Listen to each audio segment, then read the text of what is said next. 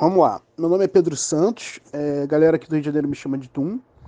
Eu acredito que eu sou um dos jogadores mais ativos no Rio de Janeiro hoje, principalmente quando a gente fala de meta. Eu vou ter a jogar no começo do ano, porque eu entrei de cabeça para me preparar para o Open de São Paulo, que aconteceu mais cedo nesse ano. Eu agradeço muito ao Salles e ao Belani pelos treinos. A gente treinou bastante.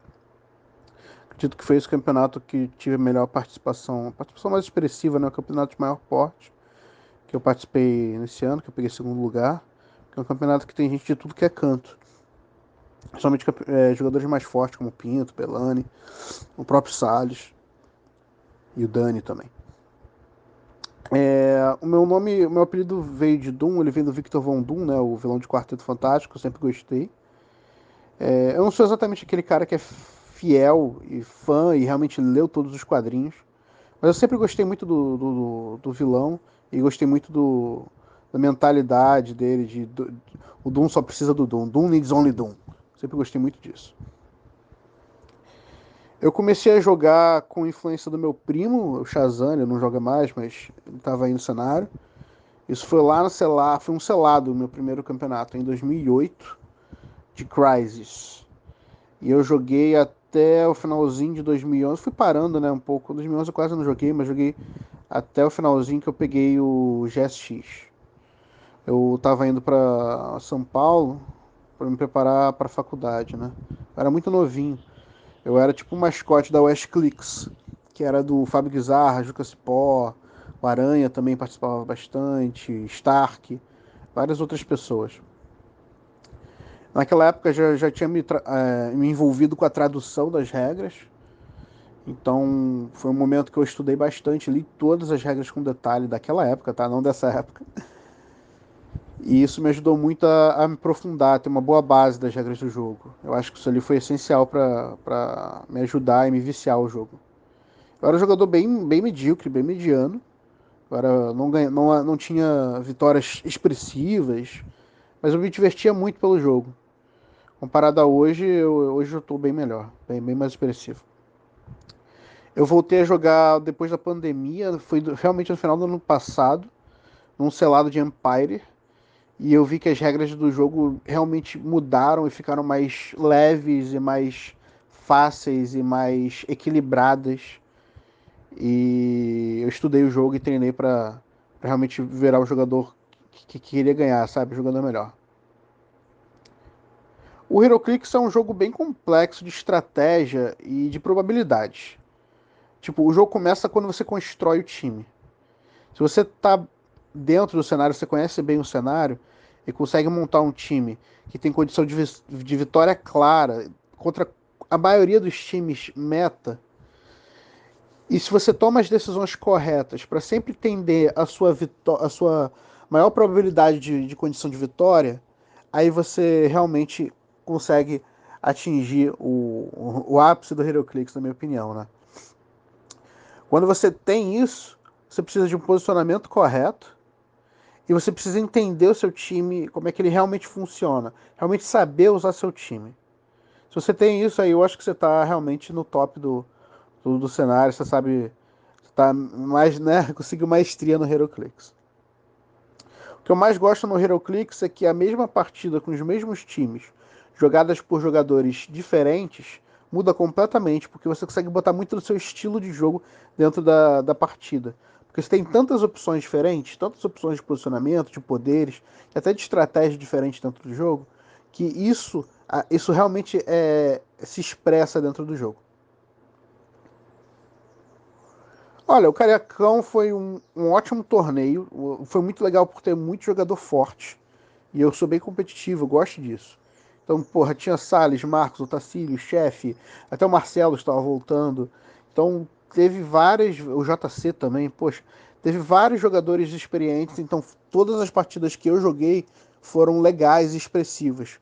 Não teve nenhuma partida que, poxa, você estava ali jogando contra uma pessoa que eu não sabia a menor ideia do que estava fazendo. E que também é legal, porque a gente precisa estimular o jogo. Mas, pra mim, pessoalmente, eu gosto quando a gente tem chance de vitória dos dois lados. Eu acho que tem algumas mudanças no modelo ali que a gente pode fazer quando for fazer o selado. Mas eu me diverti pra caramba, cara. Uma disputa bem legal. Foi um evento legal. O lugar tava maneiro pra caramba. Teve churrasco. Foi bem divertido com pessoas que eu gosto bastante. Eu gosto muito do selado para poder explorar a capacidade de construção de time.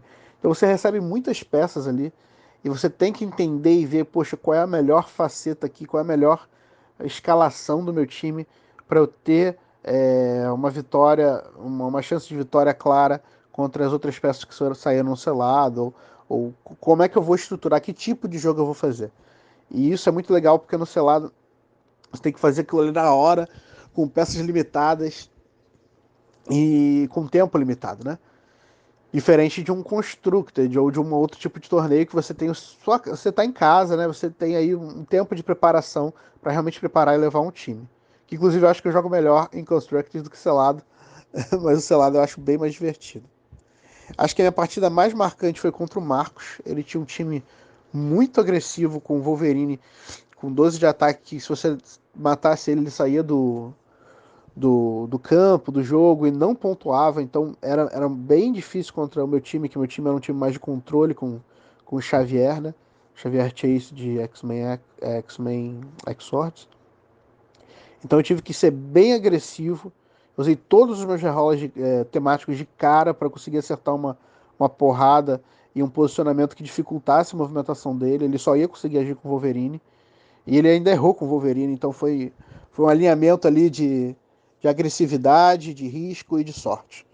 Mas eu acho que foi uma partida muito apertada e num rematch eu provavelmente perderia. Mas foi muito bom, muito divertido. Também quero falar sobre as partidas contra o Salles, cara. As duas partidas foram muito, muito, muito apertadas. O Salles é um jogador que eu rivalizo muito aqui de uma maneira bem saudável no Rio de Janeiro. Porque ele, como eu, acredito que a gente tem um jogo muito estratégico. Então, na hora do posicionamento, a gente tem muito cuidado, porque a gente sabe que se tiver uma brechinha, o outro vai aproveitar e vai explorar isso.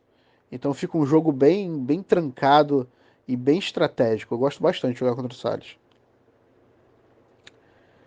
Olha, dica para torneio de selado. Depende muito do formato, mas eu acho que a gente pode fazer um uso de combos básicos. Então, TK carga Flurry, TK carga Flurry Exploit Weakness, Running Shot e Psych Blast, Running Shot com Enhancement carregando. Eu acho que você pode usar combos básicos muito melhores em selados, eles ficam muito mais fortes. Poderes como mobilidade, né? Hypersonic Speed, TK, eles ficam muito fortes porque raramente eles saem em peças de selado. E normalmente você tem que usar o que você tem no selado, então não tem um táxi ou um cara de mobilidade muito forte. Então a mobilidade no selado é muito forte.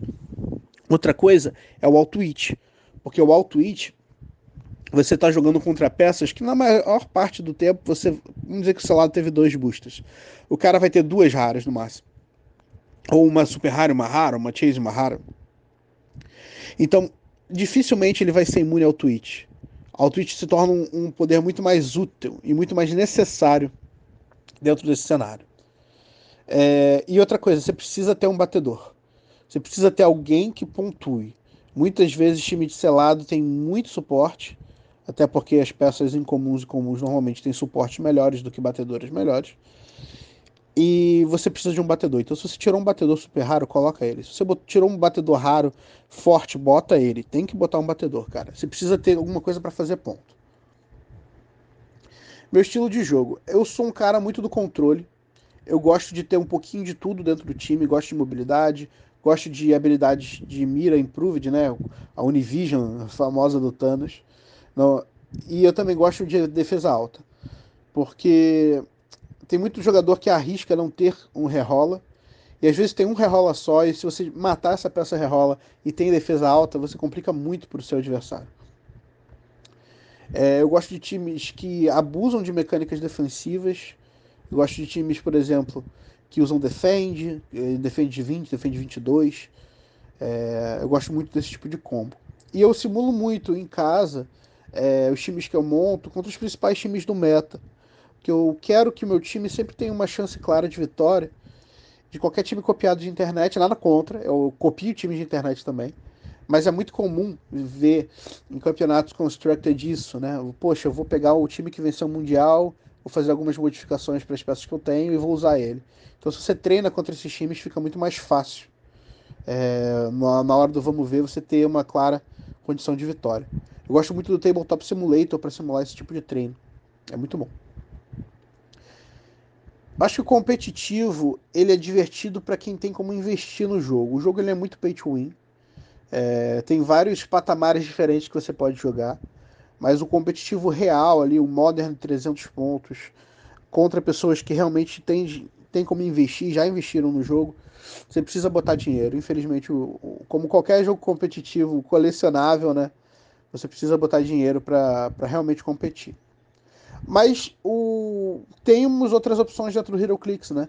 Você pode jogar o selado, que a minha opinião é o formato mais divertido, porque ele é tanto competitivo, né, desafiador, mas ele não deixa de ser justo, porque tem ali, todo mundo começa a trabalhar mais ou menos com o mesmo grupo de peças, ou o mesmo número de peças, e a mesma chance de conseguir uma peça muito rara.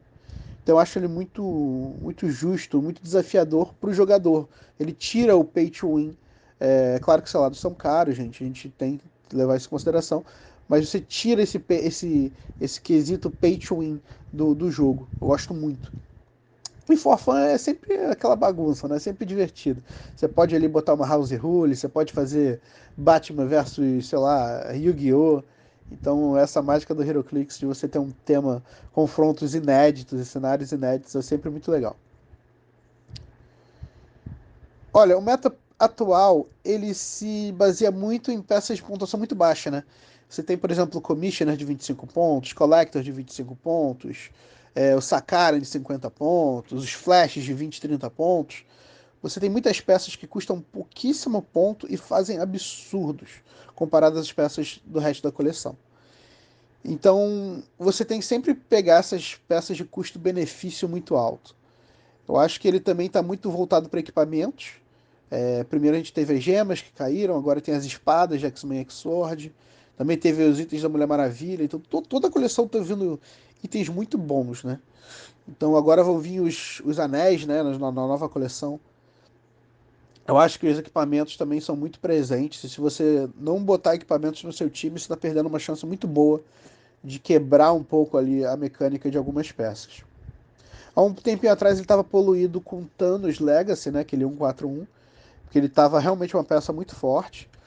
E quando você tem uma peça que muda todo o competitivo, uma peça única, todo time que você quer construir, você precisa pensar nessa peça, você precisa considerar, nossa, e se eu estiver jogando contra um Thanos, eu preciso aqui me defender de alguma forma, eu preciso botar um Emotional Modifier para me defender. Eu acho que o meta tá um pouquinho complicado. Ele precisava tomar uma porrada para ser menos presente. Eu acho que o segundo nerf que ele tomou foi fora de mão. Podia ser algo bem mais leve, mas ele precisava do primeiro nerf. O primeiro nerf foi bem justo. E aí agora, cara, o meta, eu acho que a gente poderia ter um pouquinho mais de brilho para alguns poderes que foram esquecidos pela WizKid, como Super Força, Pulse Wave também. Eu acho que precisa de um brilho. Mas nunca antes eu vi um meta tão equilibrado em HeroClix. Você tem vários times diferentes, por exemplo, chegando no Mundial. Você tem 8, 9, 10 times completamente diferentes chegando no topo do competitivo. Isso mostra muita versatilidade, né? Você pode variar muito as peças que você usa. Tem muita peça muito boa para você usar e construir seus times diferentes. Então, o HeroClix nunca esteve antes tão balanceado e divertido. Times Pauper. Cara, time Pauper raramente é imune ao Twitch. Novamente, ao Twitch ele volta a brilhar. Depende do seu estilo de jogo, mas eu gosto muito de botar dois, às vezes até três. Eu acho que dois é um bom número, mas às vezes até três ao Twitch no time. E você precisa de um grande batedor. Você precisa de uma peça que seja um pouquinho desequilibrada, normalmente vai ser uma incomum. Por exemplo, o Doctor Strange, né, Supreme Strange. Ele resolve seu problema sozinho, né? Dicas gerais de HeroClix. HeroClix é um jogo com muitas regras, mas os poderes eles têm lógicas muito parecidas, eles são quase que escaláveis, né? Tipo, defesa fraca, defesa média, defesa forte. Então, você tem que pegar o jogo jogando, não adianta. Não adianta você ficar lendo ou você vendo review. Enquanto você não jogar, você não pega o jogo. Claro que treinar, ele acelera essa rampa aí de aprendizagem, mas se você não pegar um amigo e treinar e jogar e errar e ver, nossa, se eu tivesse feito isso em vez daquilo, eu teria uma chance melhor de acertar esse ataque, isso faz diferença. Outra coisa que eu gosto muito é montar o time em plataformas virtuais primeiro, treinar em plataformas virtuais como Tabletop Simulator, Roll20, o HC Realms é muito bom para montar o time. E só aí eu penso em comprar a peça e realmente fazer esse tipo de investimento. Tem muita comunidade, tem muito jogador veterano aí que quer ajudar, que quer estimular o cenário de HeroClix. Então, cara, entra no grupo de WhatsApp, tire suas dúvidas com a gente. A comunidade vai abraçar o novato que está querendo aprender e se dedicar ao jogo, com certeza. A gente está sempre disposto a ajudar. Não compre peças soltas sem conversar com o veterano. Só trocar uma ideia. Não precisa consultar também, não, mas troca uma ideia com o veterano. Não vai, tipo, na afobação, nossa, tem um cara aqui na loja oferecendo uma peça por R$ 100, a peça é muito boa, muito forte.